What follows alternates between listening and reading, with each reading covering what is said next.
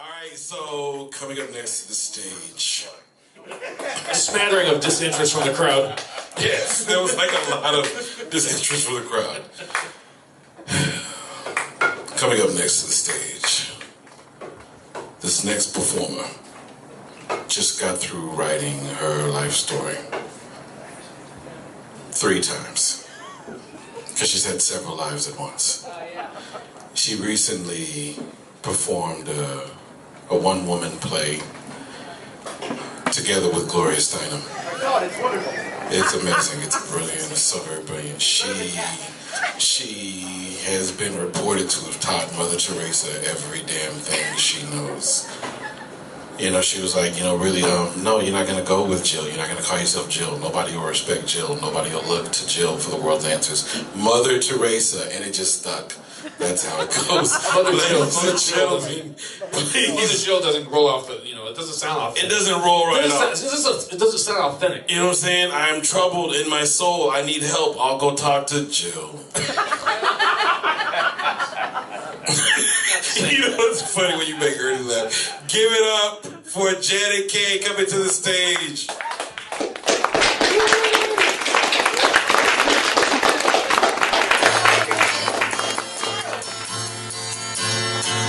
Have to teach Mother Teresa a thing or two. And then it cuts off. Hi, hello, I'm Janet, and yeah, if you needed to know anything, because, you know, Mother Teresa didn't get all of my advice, so I don't know. And I get it. Exposure, expansion, growth, change. But I heard that my old house is now a storage warehouse. Back where I used to live. And I get it. Times change, but I keep wondering if I forgot anything there.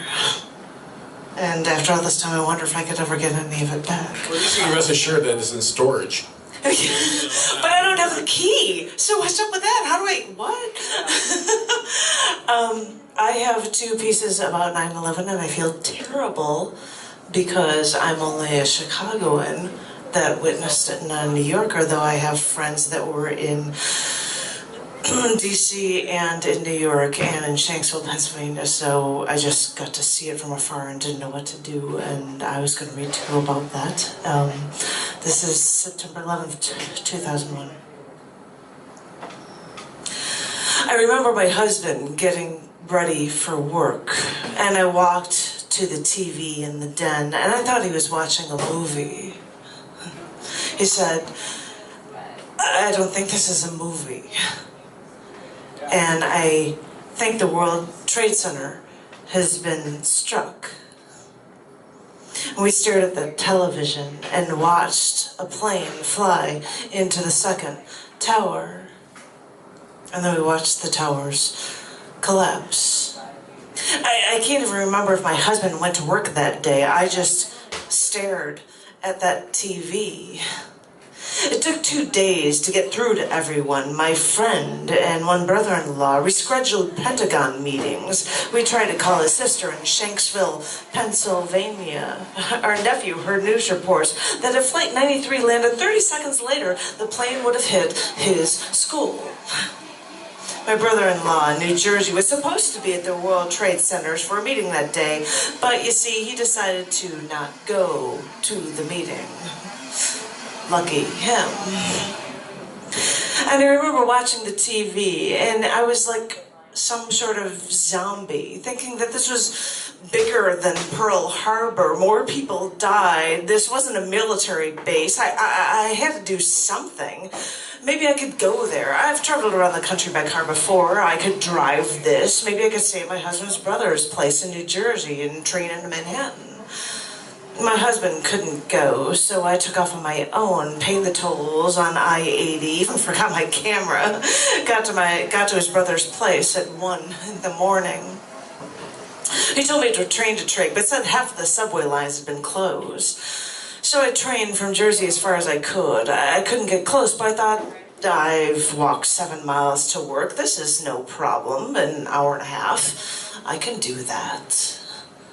I thought I could buy an instant camera at some small shop on my walk to Ground Zero, and maybe I could take a film canister so I could collect some of the building dust. Because someone gave me ashes from Mount St. Helens eruption, and I have a part of the Berlin Wall, and I thought, I've lived through this. I should bring something back with me. I should something. But every store was closed, and I tried to walk anywhere and everywhere that day. Everything was congested. Businesses seemed closed, but you still couldn't go anywhere. So over 4 hours later, I got to Ground Zero.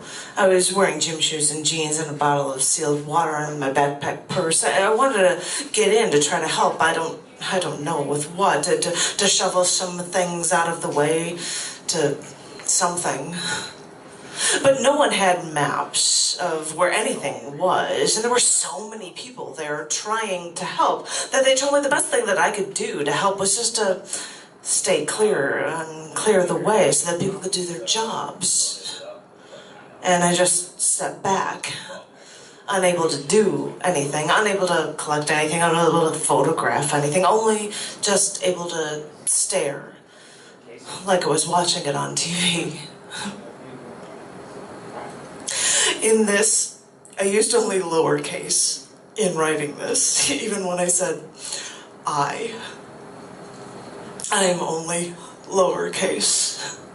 When I watched the news on that first day, they showed people jumping out the windows. And as they fell, you heard a sharp crash of concrete. And everyone at Ground Zero now heard a symphony of distress signals from the firefighter transmitters with percussion from that regular rip of cracking concrete. These silhouettes of people look like floating paper in a ticker tape parade, and all this debris was floating around. I had to keep telling myself, these are our people. And when I look around at all of the remains from these towering office buildings, I thought of the dust that I was breathing in. And I thought, I'm breathing in drywall. I'm breathing in paperwork. I'm breathing in people. So yes, I'm only lowercase. After what I've seen around me, I'm nothing. Yeah.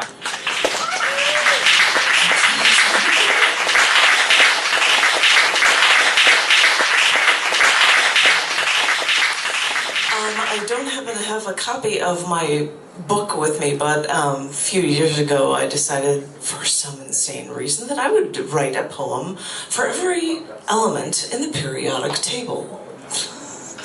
All 118 of them, and I did some bonus poems, and this was a bonus poem from it. It was Sulfur. Bonus poem, which is number 16 in the periodic table, in case anyone cares. This is a piece called now I'm going to try to say it, Smelling Sulfur on 911. I'm a journalist. I can remember the sounds of the newsroom as I finished my article at one of the computers, and I could still hear the sounds of the bustling and the rushing sounds toward a deadline. The shuffling of paper was a common presence when you worked. Hearing that low hum, that din of action and activity is almost comforting to types like us. It's like the bass beat to the symphony of our lives.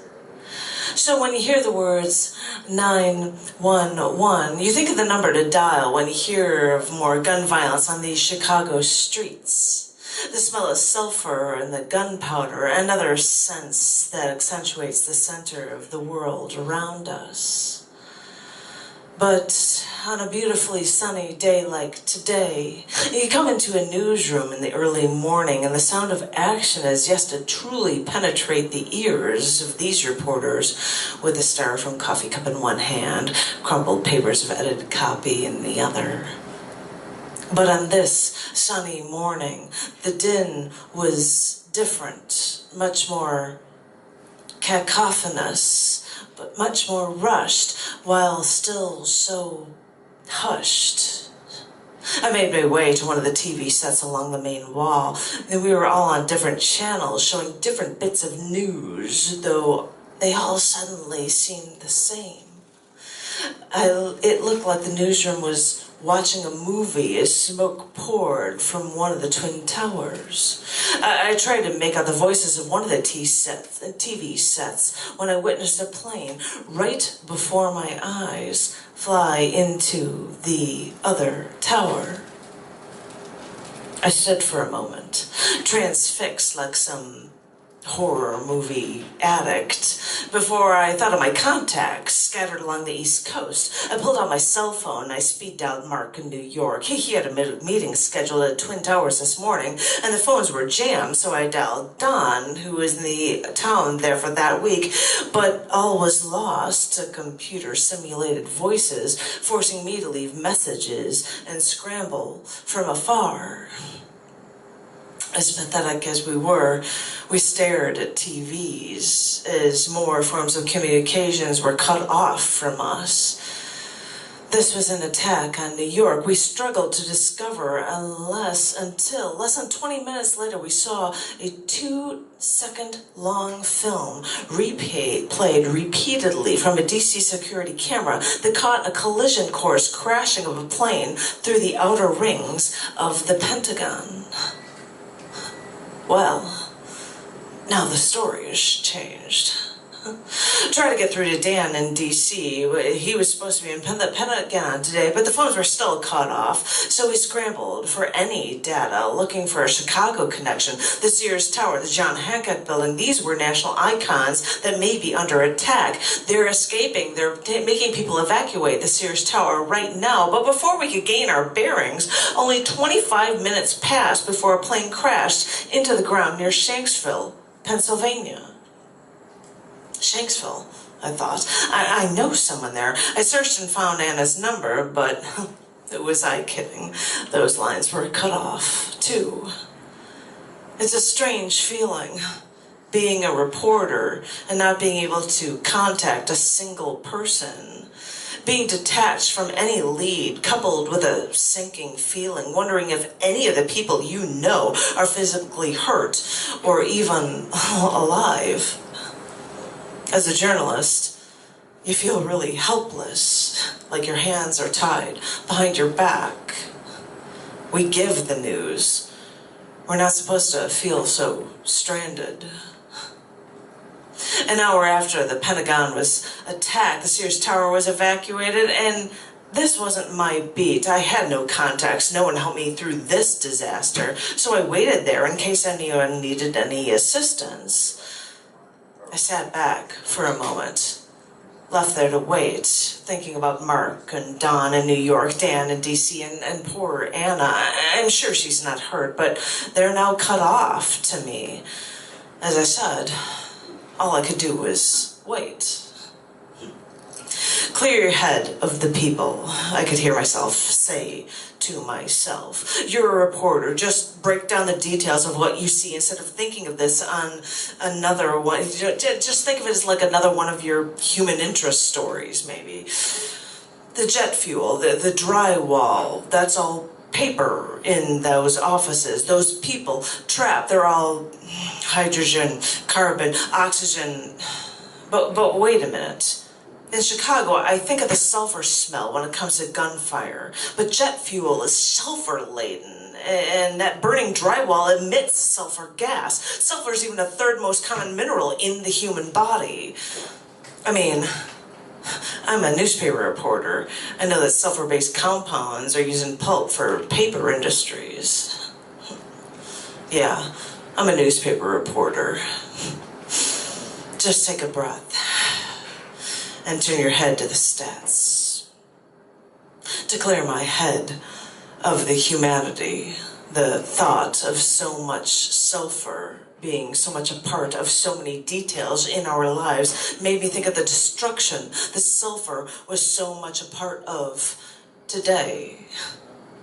I know I stayed here to give a helping hand, but with all that sulfur on my mind, suddenly I couldn't smell.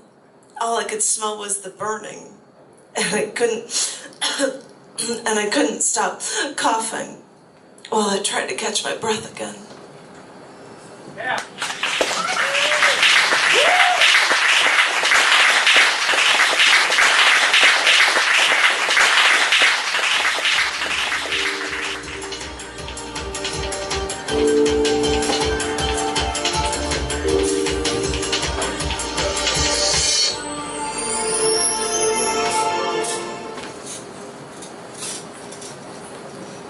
Canon Power, ladies and gentlemen.